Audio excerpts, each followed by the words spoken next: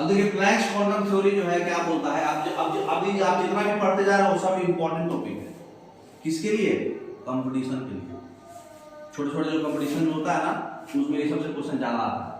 तो planks quantum theory क्या होता है, जो एनर्जी जो है या तो निकलना हो या तो अब्जॉर्ब हो जाए बॉडी के द्वारा, ठीक है, पैकेट्स में, डिस्क्रीट पैकेट्स में, मतलब अलग अलग, उसको बोलते हैं क्वांटम। जैसे यहाँ कोई लाइट का सबसे स्मॉलेस्ट पैकेट ऑफ एनर्जी होता है फोटॉन। जैसे कहने का मतलब ये मान लीजिए ये है, इससे बहुत सारा एनर्जी निकल रहा है। तो एक जो ऐसे निकला ये वाला, ये एक फोटोन है, ये एक फोटोन है, ये एक फोटोन है, मतलब पैकेट, एक एक individual discrete packet of energy, अलग अलग पैकेट ऑफ एनर्जी। समझ रहे बात? तो जो पैकेट ऑफ एनर्जी होता है उसका सबसे स्मॉलेस्ट पैकेट जो होता है उसको हम लोग क्या बोलते हैं? फोटोन। ठीक है, नेक्स्ट।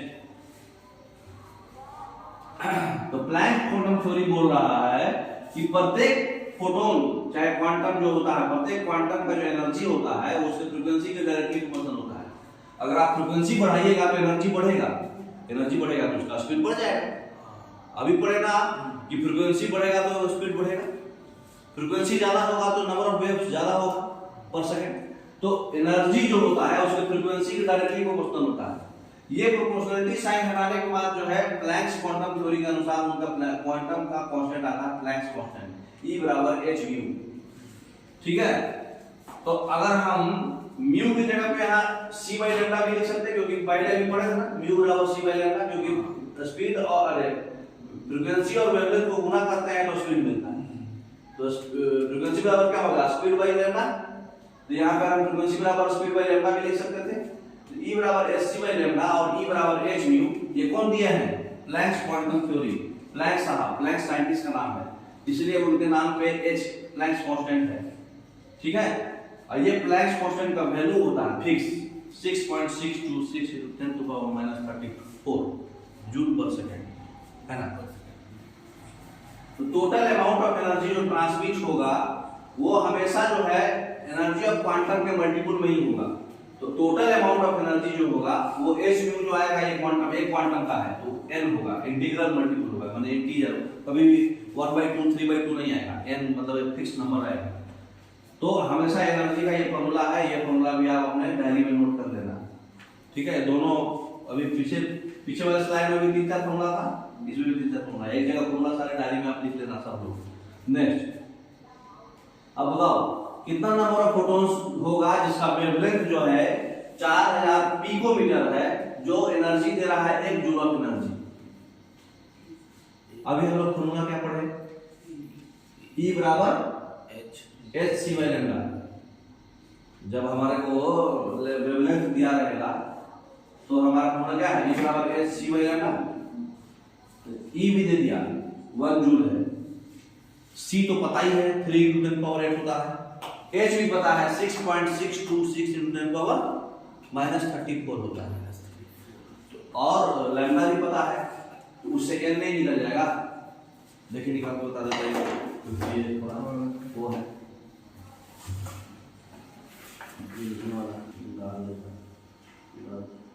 तो अभी हम लोग क्या करना पड़े हैं?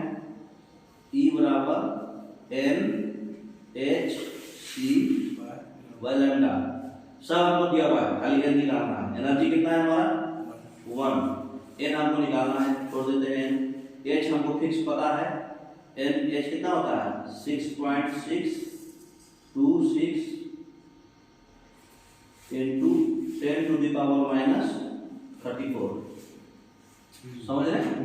ये h का वैल्यू होता है, c का वैल्यू कितना होता है? 3 × 10⁸। c का भी वैल्यू पता है, लैम्डा क्वेश्चन में दिया हुआ है 4000 पिकोमीटर, तो डिवाइडेड बाय कितना होगा? 4000 × 10⁻12 सब वैल्यू पुट करेंगे तो n नहीं निकलेगा, निकलेगा कि नहीं? तो इसको फ्रेश कीजिए, n कितना हो जाएगा? नीचे वाला कौन था? नीचे वाला ऊपर चल जाएगा, 4000 × 10⁻12, ये ऊपर चला जाएगा, और नीचे में क्या आएगा, वेवलेंथ और स्पीड।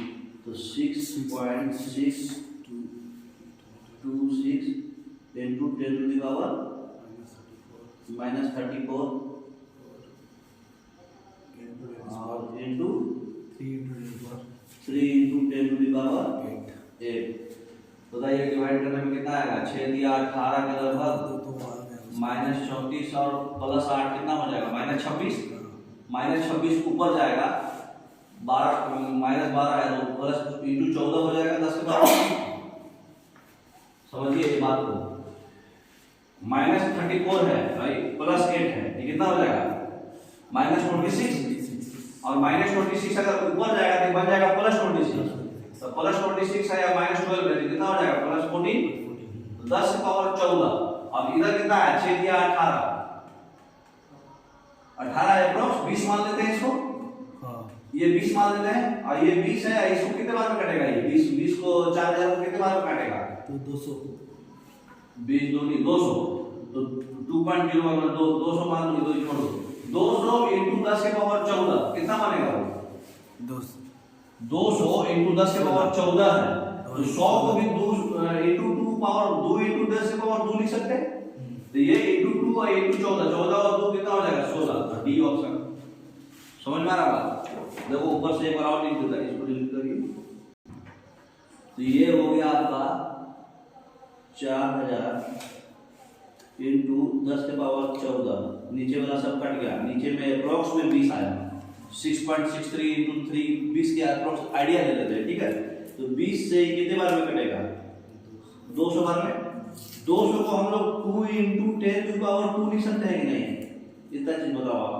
200 को लिख सकते हैं 2 इंटू 100, 100 को 10 के पावर 2 लिख सकते हैं, 100 को 10 के पावर 2 लिख सकते हैं कि नहीं, इंटू 10 के पावर 14 लिख सकते ना। तो 10 के पावर 14 और 10 के पावर 2 दोनों मल्टीपल में है तो ऐड हो जाएगा, 10 के पावर 16 हो जाएगा और 2 अप्रोक्स लगाएंगे तो डी ऑप्शन। तो खाली फॉर्मूला पे बैठाना था, समझ गए ना। नेक्स्ट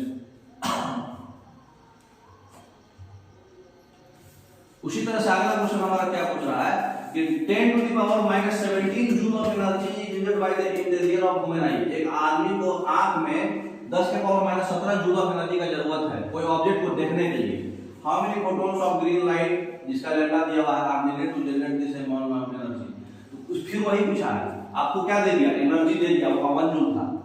E बराबर NHC बाय लैम्डा, फॉर्मूला वही है, हमारा N निकालना है, H पता रहता है, लैम्डा हमको पता है, E भी पता है, सिर्फ फॉर्मूला पे बैठा के निकालना है। तो देखिए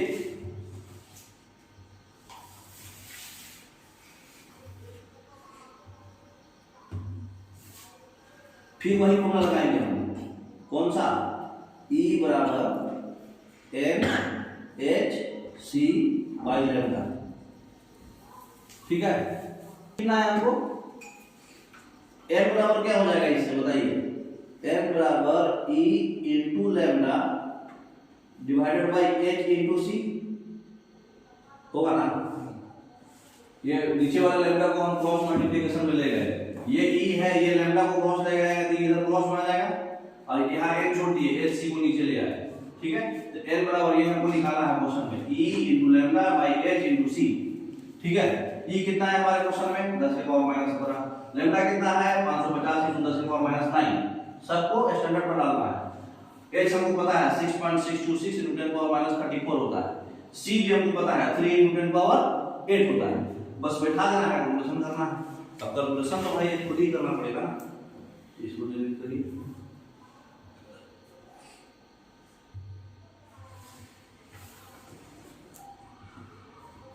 तो n बराबर फिर बताइए कितना हो जाएगा, E कितना है आपका 10 to the power -70 into lambda, lambda कितना है आपका 550 इंटू 10 टू द पावर -9 है ना। ये ऊपर हो गया, नीचे में आपका क्या हो जाएगा H इंटू C, H कितना होता है 6.626 इंटू 10 टू द पावर -34, ये फिक्स होता है, याद रखना है आपको, ये वैल्यू H का याद रखना है, ठीक है। और सी का वैल्यू भी याद रखना है 3 × 10⁸ होता है। ठीक है, अब बताइए पहले पावर को फोकस कीजिए, ये छोड़ दीजिए, 6 दिया 18 20 के आसपास है, ठीक है ना। पावर कितना है यहाँ -34 और यहाँ कितना है 8, -26 हो गया नीचे, ये ऊपर जाएगा तो +26 बनेगा और ये देखिए -17 और -26 पूरा पावर खत्म।